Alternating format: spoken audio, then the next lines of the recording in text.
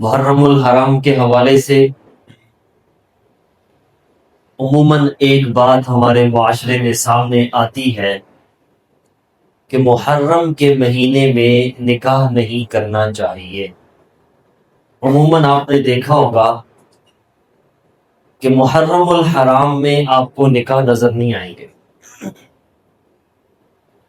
عموماً آپ نوٹ کر لیجیے گا کہ محرم الحرام میں آپ کو کتنی کو ایسی خبریں سامنے آئیں کہ کسی نے نکاح کیا، اور معاشرے کے اندر یہ بات پائی جاتی ہے کہ بھئی محرم الحرام کا جو مہینہ ہے یہ دکھ کا مہینہ ہے، غم کا مہینہ ہے، اس میں خوشی نہیں کرنی چاہیے، اس میں خوشی نہیں کرنی چاہیے۔ اور نعوذ باللہ بعض تو یہ بھی کہتے ہیں کہ اگر نکاح کیا تو نحوست ہوگی، وہ مکمل نہیں ہوگا۔ اور بہت سارے لوگ تو یہ بھی کہتے ہیں، کچھ لوگوں کو یہ بھی وہم ہوتا ہے کہ شاید محرم کے مہینے میں بیوی کے پاس جانا وہ بھی جائز نہیں ہے۔ ایسے سوالات بھی سامنے آتے ہیں۔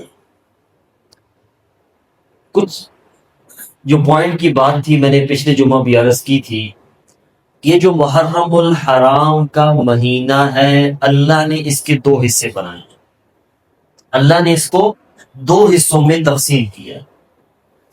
ایک حصہ ہے جو اللہ کے محبوب لوگ ہیں، اور ایک حصہ ہے جو اللہ کے نافرمان لوگ ہیں۔ اللہ نے اپنے بہت سارے محبوب بندوں کو جب انعام دینا چاہا تو محرم الحرام کے مہینے کا انتخاب کیا، اور دوسری حصہ بہت سارے اپنے نافرمان بندوں کو جب سزا دینا چاہی تو محرم الحرام کا انتخاب کیا۔ مثال کے طور پہ حضرت موسیٰ علیہ السلام اللہ کے ایک جلیل القدر پیغمبروں میں سے ہیں۔ فرعون بڑا ظلم کرتا تھا، انتہا کا ظالم تھا، اتنا بڑا ظالم کہ اس نے نعوذ باللہ خدائی کا ہی دعویٰ کر دیا۔ اس سے آپ اندازہ لگا لیں کہ وہ کتنا بڑا ظالم ہوگا۔ اللہ تبارک و تعالی نے موسیٰ علیہ السلام کو اس ظالم سے نجات عطا فرمائی، کون سے مہینے میں؟ محرم الحرام۔ اور اس ظالم کو غرق کیا کون سے مہینے میں؟ محرم الحرام۔ اب آپ کو بات سمجھ آ گئی ہوگی کہ اپنے محبوب کو ایک انعام دیا، کون سا مہینہ؟ محرم کا مہینہ، اور ساتھ ہی جو ظالم تھا اس کو غرق کیا، جہنم میں ڈالا، کون سا مہینہ؟ محرم کا۔ اسی طرح عمر فاروق رضی اللہ تعالی عنہ کو اللہ نے شہادت جیسا عظیم مقام اور مرتبہ عطا فرمایا، محرم کا مہینہ، اور جو ان کا قاتل تھا وہ جہنم واصل ہوا، محرم الحرام کا مہینہ۔ اسی طرح حضرت امام حسین رضی اللہ تعالی عنہ کو اللہ نے شہادت جیسا عظیم مقام عطا فرمایا، کون سا مہینہ؟ اور جو امام حسین کے قاتل تھے، دشمن تھے، ان کو ہمیشہ کے لیے ذلیل و رسوا کیا قیامت تک کے لیے، کون سا مہینہ؟ محرم کا مہینہ۔ تو آپ نوٹ کر لیجیے گا، اللہ نے محرم کے مہینے میں اپنے جو محبوب ہیں ان کو انعامات عطا فرمائے، لیکن جو نافرمان تھے ان کو کیا کیا؟ ذلیل بھی کیا۔ اب میں آپ سے پوچھتا ہوں کہ ہم ذرا غور کر لیں، ہمارا شمار کن میں ہے؟ ہمارا شمار کن میں ہے؟ ہم مسلمان ہیں یا کافر ہیں؟ مسلمان ہیں۔ اس سے معلوم ہوا کہ ہمارا شمار پہلے حصے میں ہے کہ جن پر اللہ کا انعام اترتا ہے۔ جو کافر ہیں ہاں ان کو پریشان ہونا چاہیے، کیونکہ محرم الحرام میں ان پر اللہ کا عذاب نازل ہو سکتا ہے، لیکن جو مسلمان ہیں ان کو خوش ہونا چاہیے۔ محرم الحرام کا مہینہ ہمارے لیے تو باعث رحمت ہے، ہمارے لیے تو انعام کا مہینہ ہے۔ تو پھر آپ بتائیں کہ جو انعام کا مہینہ ہو، رحمتوں کا مہینہ ہو، اس میں خوشی ہونی چاہیے یا نہیں ہونی چاہیے؟ اس میں تو نکاح ہونا چاہیے، برکتوں کا مہینہ ہے، اور یہ ہماری سوچ ہونی چاہیے کہ اس میں زیادہ اللہ برکتیں عطا فرمائے، لیکن ہماری سوچ ہی بدل گئی۔ اب یہ ہماری سوچ بدلی کس نے؟ اس پر بھی ہم غور کر لیں، کس نے بدلی ہماری سوچ کہ آج ہم محرم کے مہینے میں نکاح کرنے کو معیوب سمجھتے ہیں؟ یہ سوچ ہمارے اندر ڈالی کس نے؟ پھر کچھ لوگوں کے ذہنوں میں یہ ڈالا جاتا ہے کہ بھئی اس مہینے میں نا اصل میں امام حسین رضی اللہ تعالیٰ عنہ کی شہادت ہوئی ہے. یہ بڑے دکھ والی بات ہے. اس دکھ کی وجہ سے ہم کیا کرتے ہیں بھئی اس مہینے میں خلیفہ دوم عمر فاروق رضی اللہ تعالیٰ عنہ کی بھی شہادت ہوئی ہے. اور کون سا ایسا مہینہ آپ کو نظر آئے گا جس میں کسی صحابی کی شہادت نہ ہو؟ اب ربیع الاول کا مہینہ ہے، اس کا نام ہی کیا ہے؟ بہار کا مہینہ. کیا ہے؟ بہار کا مہینہ. اس میں اللہ تبارک و تعالیٰ نے ہمارے اوپر ایک بہت بڑا انعام کیا کہ سرکار دو عالم صلی اللہ علیہ وسلم کو مبعوث فرمایا. دوسری طرف ہم دیکھتے ہیں تو آپ کی وفات بھی اسی مہینے میں ہمیں نظر آتی. تو جتنی اعلیٰ سے اعلیٰ شخصیات آئی ہیں وہ دنیا سے پردہ بھی فرمایا انہوں نے. تو کسی کے جانے کی وجہ سے جو اعلیٰ مہینہ ہوتا ہے، اعلیٰ دن ہوتا ہے، وہ منحوس نہیں ہو جایا کرتا. میں مثال دیتا ہوں، جمعہ کا مہینہ برکتوں والا ہے، سب سے اعلیٰ دن ہے. جمعہ والے دن ہمارے پیاروں کا انتقال نہیں ہوتا، تو ہم کیا کہتے ہیں؟ بھائی آپ کو مبارک ہو، اللہ نے آپ کے والد کو اچھا دن دے دیے. یہ کہتے ہیں. ہم کہتے ہیں افسوس بھی ہے لیکن جانا تو ہے ہی ہے، لیکن یہ مبارک ہو اللہ نے آپ کو اچھا دن دے دیے. شب قدر اعلیٰ رات ہے، راتوں کی سردار ہے. کیا کبھی ہمارا پیارا کوئی دنیا سے شب قدر میں نہیں گیا؟ تو ہم ساتھ افسوس کے ساتھ یہ جملہ کہتے ہیں کہ بھئی مبارک ہو اللہ نے اچھی رات عطا کر دی. رمضان کا مہینہ ہم سب کہتے ہیں اعلیٰ مہینہ، برکتوں والا مہینہ. رمضان میں کوئی فوت نہیں، تو ہم کیا کہتے ہیں؟ بھئی مبارک ہو اللہ نے اچھا مہینہ عطا کر دیا. تو اگر کوئی اعلیٰ دن ہے، عرفہ دن ہے، اس میں کوئی دنیا سے چلا جاتا ہے تو اس پر مبارک بات ہے، اس کی نحوست شمار نہیں ہوتی. اگر 10 محرم الحرام کا دن اعلیٰ اور عرفہ ہے اور اس دن اللہ کسی کو اگر موت دیتا ہے یا شہادت دیتا ہے، اس کے لیے خوشی کی بات ہے، جانا تو ہے. اگر سارے جہانوں کے سردار، اگر سارے انبیاء کے سردار دنیا سے پردہ فرما گئے تو ہمارے لیے ایک سبق تھا نا. اگر ہمیشہ کے لیے زندہ رہنا ہوتا نا تو حضور علیہ السلام ہمیشہ کے لیے زندہ رہتے، قیامت تک کے لیے. لیکن اللہ نے سمجھایا کہ یہ میرے محبوب تھے، یہ دنیا سے پردہ فرما گئے تو آپ نے بھی جانا. یہ ایک سبب تھا ہمارے. وہ الگ بات ہے کہ دنیا سے پردہ کرنے کے بعد بھی حضور علیہ الصلوۃ والسلام حیات ہیں اور ایسے ہی حیات ہیں جیسے دنیا میں تھے. لیکن ہمارے لیے اللہ نے ایک سبق دے دیا کہ بھی آپ اپنی تیاری رکھیں، آپ اپنی تیاری رکھیں. آپ نے دنیا سے جانا ہے. اس کے بعد اگر کوئی بھی دنیا سے جاتا ہے، یاد رکھیے، اور کسی اعلیٰ دن میں چلا جاتا ہے تو اس کے لیے خوشی کی بات ہے. ہم نے بھی جانا ہے. کیا ہم میں سے ہر ایک یہ دعا نہیں کرتا کہ یا اللہ مجھے موت اچھی دے؟ کرتا ہے کہ نہیں کرتا؟ یا اللہ جانا تو ہے لیکن اچھی موت عطا کر، مرتے وقت کلمہ طیبہ زبان پہ، اللہ اچھی رات عطا کر، اللہ اچھا دن عطا کر، اچھی جگہ عطا کر. اب مسجد میں کسی کا انتقال ہو جائے تو آپ اس کو مبارکباد دیں گے کہ نہیں دیں؟ اب مسجد منحوس تو نہیں ہو جائے گی نا، بلکہ آپ کہیں گے یار کتنا خوش نصیب تھا، مسجد کے اندر اللہ نے موت دی ہے، سجدے کی حالت میں موت دی ہے. آپ تو مبارکباد دیں گے اس کو، نہ یہ کہ آپ لگے مسجد یہ منحوس ہو گئی، یہاں تو ایک آدمی کا انتقال. تو اس لیے اگر محرم الحرام میں حضرت حسین رضی اللہ تعالیٰ عنہ کی شہادت ہے تو اللہ نے ان کا مقام اور بڑھایا ہے، اللہ نے ان کو اعلیٰ دن عطا کیا ہے. اور میں عرض کر چکا کہ 10 محرم کی جو فضیلت تھی حضور علیہ السلام کے زمانے سے چلی آ رہی ہے. یہ واقعہ تو 60 سال بعد پیش آیا. کیوں لوگوں نے ہمارے نظریات خراب کر دی؟ اگر کسی کو دکھ ہے تو جو امام حسین رضی اللہ تعالیٰ عنہ کو جنہوں نے دھوکہ دیا، جنہوں نے ان کو شہید کیا، وہ رسوا ہوں، وہ افسوس کریں. انہوں نے بہت بڑا ظلم کیا، اپنے اوپر ایک بہت بڑا دھبا لگایا ہے. لیکن ہمیں کیا پریشانی؟ ہمیں تو کوئی پریشانی نہیں. دن کے حوالے سے کہہ رہا ہوں، 10 محرم الحرام کے دن کے حوالے سے ہمارے لیے تو باعث رحمت ہے. ہم اسے روزہ رکھتے ہیں. کیوں رکھتے ہیں؟ ہمارے محبوب نے ہمیں حکم دیا. تو لہٰذا ایک تو ہم اپنے ذہن سے یہ وسوسہ وہم ختم کر دیں کہ محرم میں نکاح نہیں ہونا چاہیے.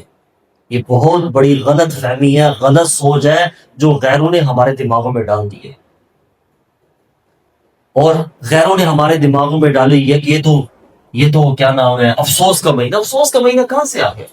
یہ رحمتوں کا مہینہ اللہ کا، کتنے انبیاء ہیں اللہ نے اس مہینے میں ان پر انعامات کیے ہیں۔ ہاں اگر غم کا مہینہ ہے نا تو جو اللہ کے دشمن ہیں، اللہ کے نافرمان ہیں، ان کے لیے، کیونکہ اللہ نے ان کو رسوا کیا اس مہینے۔ لیکن ہم تو الحمدللہ ایمان والے ہیں، ہمارا یقین ہے کہ محرم کا مہینہ ہمارے لیے خوشیاں لے کر آئے، ہمارے لیے خوشیاں لے کر آئے۔ یقین جانیے ہم کیسے مسلمان ہیں، ہمارے بہت سارے نوجوان ایسے ہوں گے کہ ان کو یہ بھی نہیں علم کہ 10 محرم کی فضیلت کا ہے کب سے۔ بہت سارے لوگ سمجھتے ہیں کہ بس 10 محرم کو امام حسین کی شہادت ہوئی ہے، بس یہی بات ہے۔ پچھلا کیا واقعات ہے، حضور علیہ السلام کے زمانے سے فضیلت تھی نہیں تھی، کیا ماجرا تھا، کسی کے علم میں۔ تو بہرحال یہ ہم اپنا عقیدہ ٹھیک کریں کہ نحوست والا مہینہ نہیں۔ کون سا مہینہ؟ رحمتوں والا مہینہ ہے۔ کون سا مہینہ؟ عظمتوں والا مہینہ ہے، اور اس مہینے میں نکاح کرنے چاہیے۔ یہ جو غلط لوگوں نے ہمارے دماغوں میں یہ وسوسہ ڈال دیا، اس کو ختم کرنا چاہیے، اور یہ یقین رکھے کہ اس ماہ مبارک میں جو نکاح ہوگا وہ عظمتوں کا سبب بنے گا، اللہ کی رحمتوں کا سبب بنے گا، کیونکہ مہینہ رحمتوں والا ہے۔ اور پھر میں یہ بھی عرض کروں، بعض لوگ یہ بھی سمجھتے ہیں کہ بھائی ٹھیک ہے، امام حسین رضی اللہ تعالیٰ عنہ دنیا سے گئے، عمر فاروق رضی اللہ تعالیٰ عنہ دنیا سے گئے، لیکن ظلم بڑا ہوا۔ یاد رکھیے، پہلے تو میں یہ بات عرض کر دوں کہ اللہ نے جو امام حسین رضی اللہ تعالیٰ عنہ کو شہادت عطا فرمائی، عمر فاروق رضی اللہ تعالیٰ عنہ کو شہادت عطا فرمائی اس مہینے میں، یہ شہادت ہے کیا چیز؟ یہ شہادت کیا چیز ہے؟ عموماً تو ہمارے معاشرے کے اندر نا شہادت کے نام سے خوف آتا ہے، ایک خوف دل میں ہے۔ یہ شہادت ہے کیا چیز؟ اللہ تبارک و تعالیٰ نے اس زمین کے اوپر جتنی اپنی نعمتیں تیار کی، یا آسمانوں کے اوپر جتنی اپنی نعمتیں تیار کی، عرش کے اوپر، جنت کے اندر اللہ نے اپنی جتنی نعمتیں تیار کر رکھی ہیں، ان نعمتوں میں سب سے اعلیٰ نعمت شہادت۔ جنت میں بھی جتنی اعلیٰ نعمتیں ہیں، سب سے اعلیٰ نعمت جو اللہ نے تیار کی ہے وہ شہادت کی ہے۔ اب آپ بتاتے ہیں کہ اس میں دکھ بنتا ہے یا خوشی بنتی؟ ایک اور بات عرض کرتا ہوں، کیسے اعلیٰ ہے؟ سرکار دو عالم صلی اللہ علیہ وسلم، سارے جہانوں کے سردار، اس سے بڑھ کر انبیاء کے سردار، کیا کمال کا اللہ نے اپنا قرب عطا فرمایا تھا۔ اتنا اللہ کو پیار تھا، اتنے اللہ کی محبوب شخصیت تھی کہ جہاں اللہ کا نام آتا ہے ہمیں اپنے محبوب کا نام نظر آتا ہے، یہ اللہ کی محبت تھی۔ لیکن حضور علیہ السلام اللہ سے شہادت مانگ رہے۔ اب ان کو نیکیوں کی کمی نہیں تھی، کوئی رتبے کی کمی نہیں تھی، کوئی مقام کی کمی نہیں تھی، لیکن اللہ سے شہادت مانگ رہے ہیں، اور کیا کہہ رہے ہیں؟ یا اللہ میں بار بار تیرے راستے میں شہید ہوں، ایک مرتبہ بھی نہیں، بار بار مانگ رہے ہیں۔ تو اس سے بھی آپ اندازہ لگا لیں کتنی بڑی نعمت۔ اور پھر شہادت کے اندر اللہ نے کیا لذت رکھی ہے، یہ بھی حدیث مبارکہ سن لیں۔ جب سب جنتی جنت میں چلے جائیں، جب سب جنتی جنت میں چلے جائیں، تو اللہ تبارک و تعالی جنتیوں سے پوچھیں گے بھیا کون سی نعمت چاہیے، مانگو، من چاہی زندگی ہے، مانگو جو مانگنا ہے۔ تو ہر آدمی جو جنتی ہوگا اپنی خواہش کا اظہار کرے گا، یا اللہ مجھے یہ چاہیے، یا اللہ مجھے یہ چاہیے۔ شہید سے اللہ پوچھیں گے آپ کو کیا چاہیے؟ وہ کہیں گے یا باری تعالیٰ، جو آپ نے شہادت کے اندر لذت رکھی ہے نا، وہ جنت میں ہمیں کسی نعمت میں نہیں ملی۔ ہماری درخواست یہ ہے کہ ہمیں دنیا میں واپس بھیجے، اور ہم کفار سے لڑتے ہوئے، آپ کے راستے میں لڑتے ہوئے شہید۔ اب اس سے آپ اندازہ لگا دیں کہ کتنی بڑی نعمت ہے اللہ، شہادت کتنا بڑا مقام ہے۔ اور پھر رسول اللہ صلی اللہ علیہ وسلم شہادت مانگ رہے ہیں۔ ہم جب اسلام میں دیکھتے ہیں نا، تو اللہ نے تمام انسانوں کو 4 چیزوں میں تقسیم کر رکھا ہے، 4 مقام میں ترتیب کر رکھا ہے۔ نمبر 1 انبیاء، سب سے اوپر کون ہے؟ انبیاء۔ دوسرے نمبر پر ہے صدیقین، کون ہے؟ صدیقین، یہ دوسرے نمبر پر۔ انبیاء تو آپ سمجھتے ہیں، صدیقین جیسے ابوبکر صدیق تھے، ایسے ہر نبی کو اللہ ایک صدیق عطا کرتا ہے، ایسے اللہ ہر نبی کو ایک صدیق ادا کرتا ہے کہ جس کا کام ہوتا ہے کہ نبی جیسے نبوت کا دعویٰ کرتا ہے وہ فوراً تصدیق کرتا ہے، اللہ نے اسی کام کے لیے اسے بھیجا ہوتا ہے۔ تو دوسرے نمبر پر کون ہے؟ صدیق۔ تیسرے نمبر پر ہیں شہداء، اور چوتھے نمبر پر ہے عام نیک لوگ۔ اب یہ بتائے کہ نیچے والا ہمیشہ اوپر مانگتا ہے، جو صالح ہوگا وہ کہے گا یا اللہ مجھے شہید کا رتبہ دے دے، جو شہید ہوگا ایک کہے گا یا اللہ صدیق کے قدموں میں جگہ دے دے، جو صدیق ہوگا وہ کہے گا یا اللہ پیغمبر کے قدموں میں جگہ دے دے۔ یہی مانگے گا نا، اوپر مانگے گا۔ حضور علیہ الصلوۃ والسلام صرف انبیاء میں نہیں ہے بلکہ خاتم الانبیاء میں واحد ہے، خاتم الانبیاء میں واحد ہے، یعنی کہ سارے انبیاء کے بھی سردار ہے۔ وہ نیچے مانگ رہے یا اللہ مجھے شہادت فرما دے۔ کیا مانگ رہے؟ یا اللہ مجھے شہادت۔ اس سے آپ اندازہ لگا لیں کہ اس مقام کی فضیلت کیا ہے۔ حالانکہ ہے تیسرے نمبر پر، انبیاء پہلے، پھر صدیقین، پھر شہداء، پھر صالحین نیک لوگ تیسرے نمبر پر، لیکن ہمارے انبیاء جو سب سے پہلے نمبر پر ہیں، انبیاء کے بھی سردار ہیں، وہ اللہ سے شہادت مانگ رہے ہیں۔ اس سے آپ اندازہ لگا لیں یہ بہت بڑا مقام اور رتبہ ہے، جس کو ملتا ہے اس کو سلام ہے، سلام۔ ہمیشہ ہم اسے مبارکباد پیش کرتے ہیں کہ وہ خوش نصیب ہے کہ جس کا خون اللہ نے قبول کیا اپنے اسلام کی آمیاری کے لیے۔ اور پھر ایک بات اور ذہن میں آتی ہے کہ چلے مان لیتے ہیں کہ یہ رتبہ بڑا اونچا ہے، لیکن ظلم بھی بڑا سہنا پڑتا ہے، ظلم بھی بڑا سہنا پڑتا ہے۔ انبیاء کو آروں سے شہید کیا گیا، ان کے جسموں کو کاٹا گیا آروں سے۔ امام حسین رضی اللہ تعالیٰ عنہ کو دیکھ لیں، عمر فاروق رضی اللہ تعالیٰ عنہ کو دیکھ لیں، تو ذہن میں ایک بات آتی ہے کہ ظلم بڑا ہوتا ہے، بس ہمارے اعضاء کٹتے ہیں، جسم چھلنی ہو جاتا ہے۔ اب میں آپ حضرات کے سامنے محبوب سرکار دو عالم صلی اللہ علیہ وسلم کی ایک حدیث مبارکہ سناتا ہوں۔ حضور علیہ السلام نے ارشاد فرمایا کہ شہید جب شہید ہو رہا ہوتا ہے، جب شہادت پا رہا ہوتا ہے، اس وقت اس کی گردن کٹتی ہے، اس کا جسم کٹتا ہے، اس کو اتنی بھی تکلیف نہیں ہوتی جتنی مچھر اور مکھی کے کاٹنے پر ہوتی ہے۔ یہ کس کا فرمان ہے؟ ہمارے محبوب کا، کسی عالم کا نہیں، کسی اور انسان کا نہیں، بلکہ جو ہمارے محبوب ہیں ان کا فرمان ہے۔ اس سے معلوم ہوا یہ اللہ کا فرمان، کیونکہ ہمارے محبوب کا فرمان بھی کیا ہے؟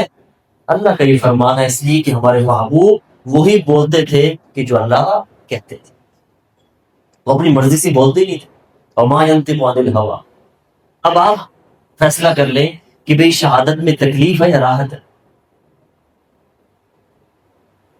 اور پھر شہادت میں اللہ کیا مقام عطا فرماتے ہیں؟ اللہ فرماتے ہیں شہید کے خون کا قطرہ زمین پہ بعد میں کرتا ہے، اللہ مغفرت پہلے کر دیتے، اللہ مغفرت پہلے کر دیتے ہیں۔ اور وہ نعمت جو ہمیں جنت میں جا کر ملتی ہے، یعنی اللہ کا دیدار، اللہ شہادت کے وقت اس کو عطا کر دیتے ہیں۔ اللہ کا دیدار دنیا میں کسی کو نہیں ملے گا، لیکن شہید کو اللہ عین شہادت کے وقت اپنا دیدار کروا دے۔ آپ اندازہ لگائیں کہ وہ کیسے کتنی بڑی راحت کا سما۔ آپ نے ایک واقعہ سنا ہوگا یوسف علیہ السلام کا، کہ وہ اتنے خوبصورت تھے، اتنے حسین تھے کہ زلیخا جب ان کو تانا دیا گیا کہ ایک عام آدمی پر تو فریفتہ ہو گئی، اس نے کہا اچھا میں آپ کو دکھاتی ہوں وہ چیز کیا ہے۔ تو انہوں نے چھریاں دی کچھ عورتوں کو اور پھل دیے کہ آپ کاٹے، اور ادھر سے یوسف علیہ السلام کو ان کے سامنے لے کر آئے۔ تو ان کا حسن اتنا تھا کہ اتنا وہ بغور معائنہ کیا، مستغرق ہوئی کہ اپنی انگلیاں کاٹ دی۔ اب کیوں انہوں نے انگلیاں کاٹی؟ کہ حسن ایسا تھا کہ وہ دیکھتی رہ گئی یہ ہے کیا چیز۔ اب مجھے یہ بتائیں کہ یوسف علیہ السلام کے حسن کا یہ عالم ہے، تو ان کو پیدا کس نے کیا؟ اللہ نے۔ تو اللہ کے حسن کا کیا عالم ہوگا؟ اگر ان عورتوں کو یوسف کا حسن دیکھ کر اندازہ نہیں انگلیاں کاٹ دی، تو جو بندہ لائیو اللہ کو دیکھ رہا ہے اس کو کیا اثر ہو؟ یہی وجہ ہے کہ اس کی گردن کٹتی ہے، اسے احساس نہیں ہوتا، پتہ نہیں چلتا کہ ہو کیا رہا ہے، اس لیے کہ اللہ کا دیدار سامنے، وہ اللہ کی دیدار مستغرق ہوتا ہے۔ اور یہ اللہ کا وعدہ ہے کہ شہید کو جیسے قبر میں رکھتے ہیں، جہاں تک اس کی نگاہ جاتی ہے اللہ اس کی قبر کو وسیع کر دیتے ہیں۔ اللہ اسی وقت اس کو جنت میں مقام عطا کر دیتے. اس لیے کہا گیا وَلَا تَقُولُوا لِمَن يُقْتَلُ فِي سَبِيلِ اللَّهِ أَمْوَاتٌ بَلْ أَحْيَاءٌ وَلَٰكِن لَّا تَشْعُرُونَ کہ بھئی جو اللہ کے راستے میں شہید بھی ہو جائے نا اسے مردہ نہیں کہنا، وہ زندہ ہے. یہ اللہ کہہ رہا ہے کہ اس کو مردہ نہیں کہنا، شہید زندہ ہی ہوتا ہے. اس سے معلوم ہوا کہ حقیقی زندگی کیا ہے، شہادت والے کی، جو اللہ تبارک و تعالیٰ اس کو عطا فرما رہا ہے. بلکہ ایک جگہ اللہ فرماتے ہیں بل احیاء عند ربهم یرزقون، بلکہ وہ زندہ ہے اور ان کو رزق دیا جا رہا ہے. یہ شہید کی بات ہوئی. تو اس سے آپ اندازہ لگا لیں کہ جو انبیاء ہیں ان کی حیات کا کیا حال ہے، پھر جو انبیاء کے سردار ہیں ان کی حیات کا کیا حال ہے. بس اب لوگ اس میں بھی وہ ابہام کا شکار ہو جاتے ہیں کہ بھئی حضور علیہ السلام والسلام قبر میں زندہ ہیں یا نہیں ہیں. یاد رکھیے وہ قبر مبارک میں حیات ہیں اور ان کی حیات دنیا کی مثل ہے، کیونکہ حدیث مبارکہ ہے کہ مٹی پر حرام ہے کہ وہ نبی کے جسم کو نقصان پہنچائے. بلکہ ہمیں تو اس بحث میں پڑھنا نہیں چاہیے. آپ نیچے اتر آئیں. جو حضور علیہ السلام کے غلاموں کے غلام ہے نا، کبھی بارش زیادہ آتی ہے تو 50-60 سال کے بعد ان کی قبریں کبھی کھل جاتی ہیں نا، ان کا کفن بھی سلامت ہوتا ہے. یہ تو ابھی کی بات ہے. ابھی بھی کئی آپ کے سامنے ایسی خبریں آئیں گی کہ کوئی نیک آدمی دنیا سے گیا، اللہ نہ کرے کبھی قبر کھلتی ہے، اس کا جسم سلامت ہوتا ہے. انبیاء کے کئی صحابہ کرام کی کئی مثالیں سامنے آئیں کہ جن کی قبریں پرانی ہوئی، گری یا سیلاب آیا، ان کی جسم تر و تازہ سلامت. جس سے معلوم ہوا کہ اگر ہم صحیح معنوں میں حضور کی غلامی کریں گے مرنے کے بعد بھی زندہ رہیں، ہمارا کفن بھی، جسم تو دور کی بات ہے، ہمارا کفن بھی سلامت رہے. تو بہرحال شہید ایک بہت بڑا مقام اور رتبہ ہے. یہ اللہ سے مانگنا چاہیے. اس لیے امام حسین کو یہ مقام ملا ہے، یہ رتبہ ملا ہے. ہم سلام پیش کرتے ہیں، ہم اس پر خوش ہیں کہ اللہ نے ان کو اعلیٰ مقام اعلیٰ دن میں عطا فرمایا. اس لیے یاد رکھیے شہید پر تو افسوس بھی نہیں کرتے، ان کی شہادت تو اعلیٰ ہے. امام حسین کی شہادت تو بہت اعلیٰ ہے. میں نے پچھلے جمعہ میں عرض کیا تھا آج بھی اگر کوئی اللہ کے راستے میں شہید ہوتا ہے جو حضور کے نام پہ اپنی جان دیتا ہے، ہم اس پر افسوس نہیں کرتے، اس کے گھر والوں کو مبارکباد پیش کرتے ہیں کہ آپ کے بچے نے اپنی ماں کا جو پیا ہوا دودھ ہے اس کو حلال کیا. اور پھر یہی وجہ ہے کہ آج دشمن نے ہمارے اندر اس چیز کو ایک دہشت کی علامت بنا دی ہے. آج ہم اللہ سے شہادت نہیں مانگتے تھے. میں اپنی بات کر رہا ہوں کہ ہمیں شہادت مانگتے ہوئے بھی اندر کہہ رہے ہوتے ہیں اللہ قبول نہ کر لے، کیونکہ خوف ہے. سیدھی بات ہے، شہادت اللہ سے کتنا گڑ گڑا کے مانگتے ہیں. جس طرح ہم اللہ سے کاروبار مانگتے ہیں، اللہ سے رزق مانگتے ہیں، کیا اسی طرح روزانہ کی بنیاد پہ شہادت مانگتے ہیں کوئی؟ ہم کیوں نہیں مانگتے؟ ہمارے محبوب نے مانگی ہے، اس کو اعلیٰ بنایا. آج ہمارے ذہنوں میں یہ دہشت کیوں بن گئی ہے؟ یہ کس نے بنائی ہے دہشت؟ یہ دہشت اسی نے بنائی ہے کہ جو جہاد کے نام سے کامتا تھا. اس نے کہا کہ بھئی یہ کام کرو، ان کے اندر یہ جب تک ان کے اندر جذبہ جہاد ہوگا نا تو دشمن نے کہا ہم ان کو شکست نہیں دے سکتے. ہم ان کو شکست، ایک ہی بات ہے، ان کے اندر دنیا کی محبت ڈالو، فحاشی کو عام کرو، ان کے اندر بزدلی آئے گی، ہم کامیاب ہیں، ہم ان پہ راج کریں. اب آپ بتائیں کہ ہمارے اوپر ہمارا دشمن راج کر رہا ہے، بڑے مزے سے کر رہا ہے، ہمیں ذلیل بھی کرے گا، رسوا بھی کرے گا، جو بھی کرے گا، ہم بولنے کے قابل نہیں رہے. ہمارے اندر وہ جو جذبہ تھا وہی نہیں رہا. ہمارا حال تو یہ ہے کہ کوئی اگر ہمیں مارتا ہے ہم کہتے ہیں اور مارا ہے. مثال دے رہا ہوں سمجھنے کے لیے، آپ سمجھ گئے ہوں گے. ہمارا حال تو یہ ہے، ہمارے اوپر کوئی ظلم کرتے ہیں ہم اپنے پر ہونے والے ظلم کے خلاف آواز نہیں اٹھاتے. اتنی بزدلی ہمارے اندر آ گئی. تو یہ ہماری دشمن کی چال تھی کہ اگر مسلمانوں کو کمزور کرنا ہے نا تو ان کے اندر جو جذبہ جہاد والی صفت ہے اس کو ختم کیا جائے. یہی وجہ انہوں نے جہاد کو گالی بنایا، نعوذ باللہ. انہوں نے دہشت کی علامت بنایا، دہشت گردی کی، فلاں ہے. اب حالت یہ ہو گئی ہے کہ ہمارے ذہنوں میں یہی بات بیٹھ گئی. حالانکہ جہاد ایک الگ چیز ہے، دہشت گردی ایک الگ چیز ہے. آپ بھی سمجھتے ہیں اگر 50 آدمی اچھے ہیں تو ایک برا آدمی حرکت کرتا ہے تو وہ برا تھا پہلے سے. ہم مسجد میں بیٹھے ہیں جمعے کی نماز پڑھنے کے لیے. اب ممکن ہے کہ جمعے کے بعد کسی کی جوتی چوری ہو جائے. اب ہم کیا کہیں گے؟ کسی نمازی نے چوری کی ہے؟ کوئی نمازی یہ کام کر سکتا ہے؟ ہم یہی کہیں گے کہ وہ تھا چور، نمازی کے روپ میں اندر داخل ہوا، اس کا مقصد جمعہ پڑھنا نہیں تھا، جوتی ہی چوری کرنا تھا.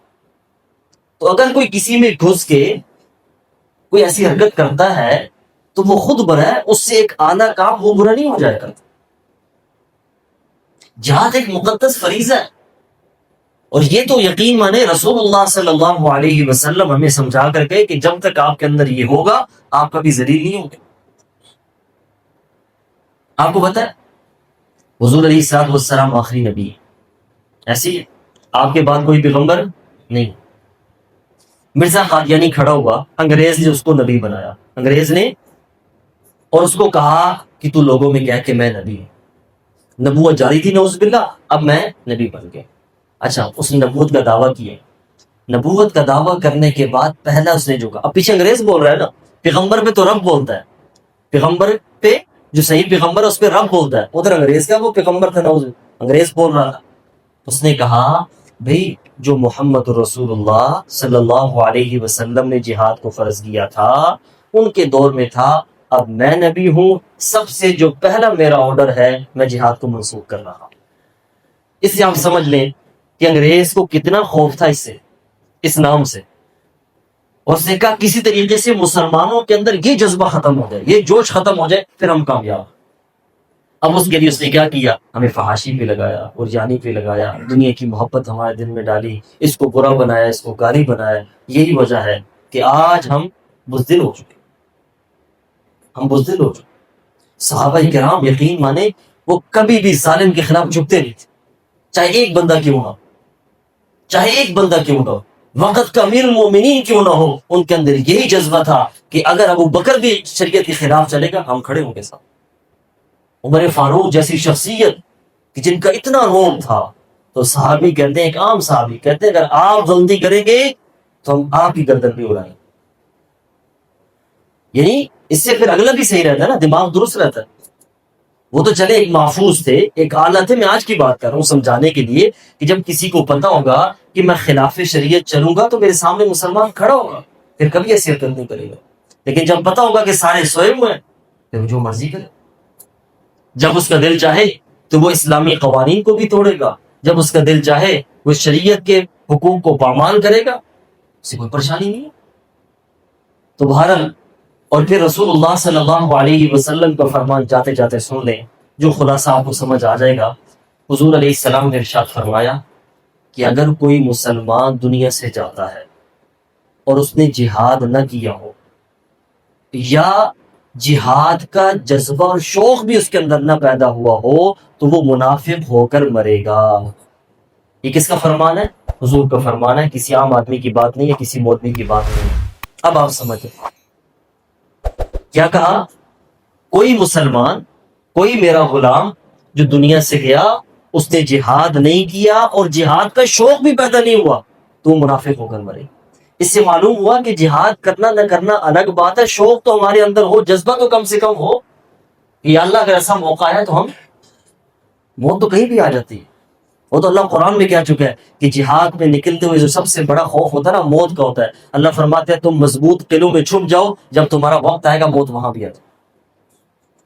خالد بن ولید کو دیکھنے، پورے جسم پہ ایک جگہ موجود نہیں جہاں زخم نہ ہو، تو موت کہاں آ رہی ہے؟ بستر کی. اتنے غزوات میں شریک ہوئے، پہلی صفوں میں جا کے لڑتے رہے، لیکن موت کہاں آئی؟ بستر پہ. تو موت کا ایک وقت ہے، اس نے اپنی جگہ وقت پہ آنا ہے، اپنی جگہ پہ آنا ہے. اس کی ٹینشن ہم نہ لیں، لیکن ہمارے اندر ایک جذبہ ہونا چاہیے، ایک شوق ہونا چاہیے. اس کا فائدہ کیا ہوگا؟ ہم اللہ سے شہادت مانگیں گے، بستر پہ لیٹیں گے، اللہ ہمیں اجر ضرور عطا فرمائے. ہم جہاد نہ کرتے ہوئے دنیا سے چلے گئے، جذبہ ہوگا، اللہ ہمارا شمار تو ان لوگوں میں کرے گا. ہمارا جذبہ تو تھا، کیونکہ حضور نے فرمایا کہ اگر کوئی حافظ نہیں بنا، حافظ بننے کی پکی نیت تھی، یا عالم نہیں بنا، عالم بننے کی پکی نیت تھی، اللہ روز قیامت اس کا شمار حافظ اور علماء میں کرے. یہ تو بہت بڑا ہمارے لیے بینیفٹ ہے کہ ہماری نیت پہ سارا دار و مدار ہے. اللہ تبارک و تعالیٰ سے دعا ہے اللہ ہمیں عمل کرنے کی توفیق عطا فرمائے، اللہ ہمارے اندر جذبہ جہاد پیدا فرمائے. اور شوق شہادت پیدا فرمائے. وآخر دعوانا الحمدللہ رب العالمین.